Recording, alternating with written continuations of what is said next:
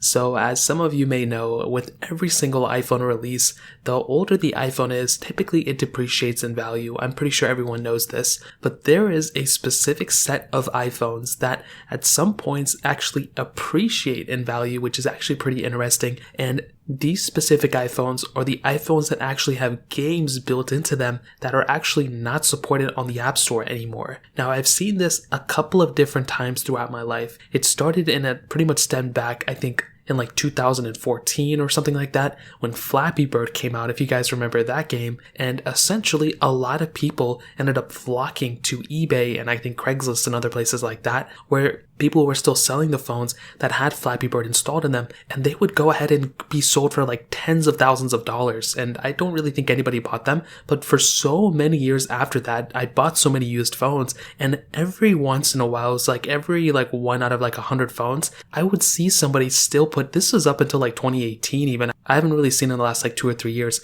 but like since like 2018, I saw people actually putting like, hey, this phone still has Flappy Bird installed. And that was insane. That like made no sense to me at that time in 2014, maybe a little bit, but people probably forgot that you can easily install it on both Android and iOS, if you just find the IPA file or the APK file and install it that way. But funny enough, some things like this are still going on. And this is specifically right now for Fortnite. So for iPhones that still have Fortnite installed. So Fortnite was that, online multiplayer shooting game. I'm sure everyone remembers this. And it's one of the most popular games still, even though it's not supported on either iOS or Android natively. You can still get it on Android though if you go through the Epic launcher and, download all that stuff. But on iOS, there really isn't a full way to do it. There are some third-party ways to do it like we've seen before. If you're jailbroken or if you're able to get, tweaked apps installed on your phone. Well, there's other ways to go about it, which is still really cool. But with the way things are going, there's still a chance that Fortnite may end up coming back onto the App Store at some point. I know it doesn't seem like it, but I feel like it might.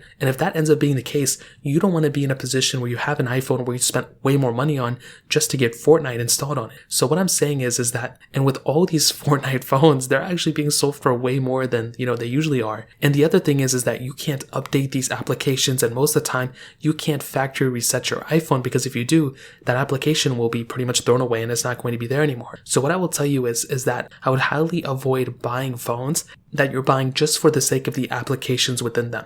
This is a little bit different than software versions. If you're trying to buy an iPhone that has like iOS 6 built in or something, well, that's actually more of a rarity because that's kind of like, a little bit different. But with games, things can go so wrong. And if you delete that game, it's pretty much over. So I would highly recommend you to go ahead and pretty much not buy any phones that, you're buying because of the games that are installed or because of the applications that are installed. It's usually never a good idea. And there's probably almost always a way to pretty much circumvent that and actually still install those games one way or another.